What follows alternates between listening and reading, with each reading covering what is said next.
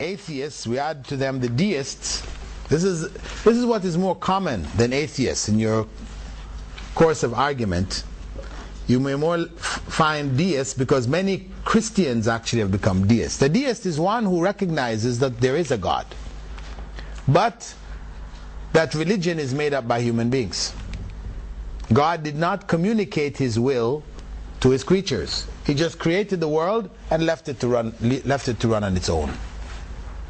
That is quite common amongst Christians who recognize Christianity to have so many faults, so many contradictions, etc. in it, so they reject Christianity and anything like it.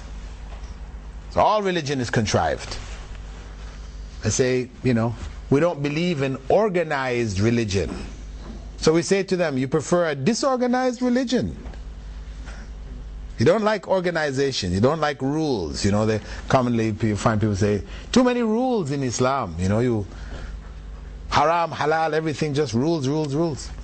But in life, does any system work without rules?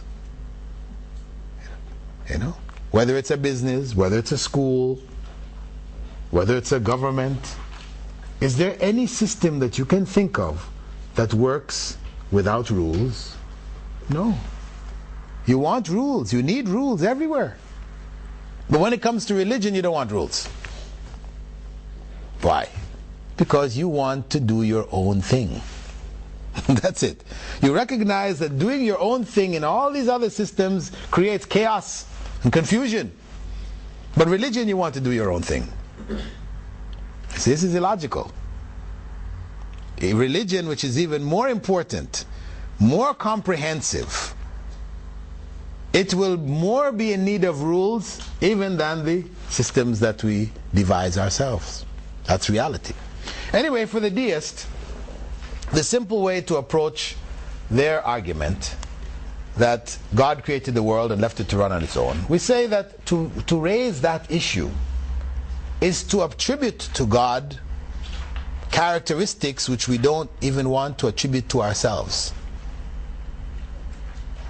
What do I mean? Imagine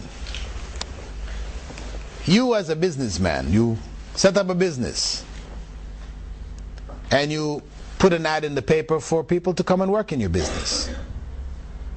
The people come, you hire them, but you don't tell them what they're supposed to do in the business.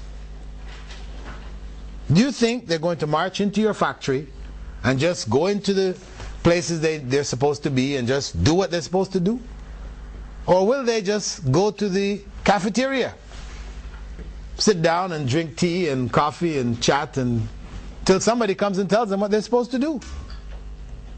That's common sense. If you don't tell people, if people are not told what they need to do, then your system is not going to work. Your business or your whatever, it's not going to work. You must inform people.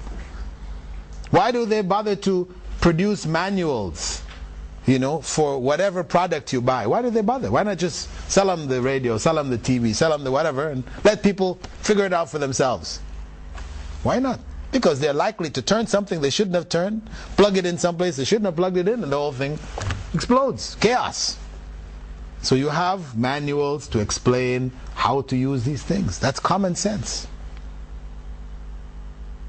So to say that God created us and He did not inform us of our purpose here, He did not communicate His will to us, is to attribute to God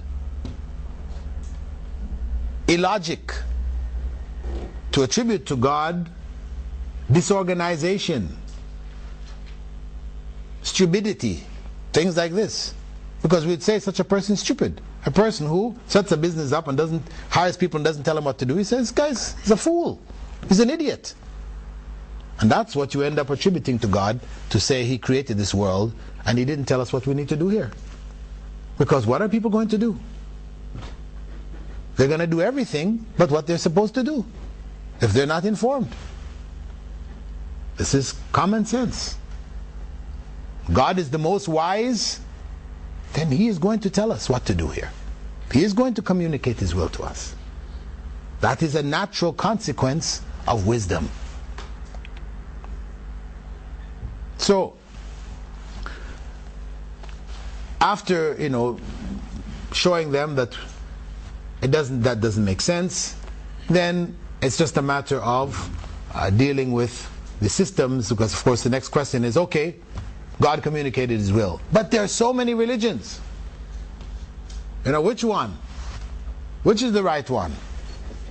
Because this is one of the arguments why they're all wrong, because everyone is saying that they're the true religion, etc., and there's so many of them. How do you know? Well, you identify the necessary criterion for a true religion.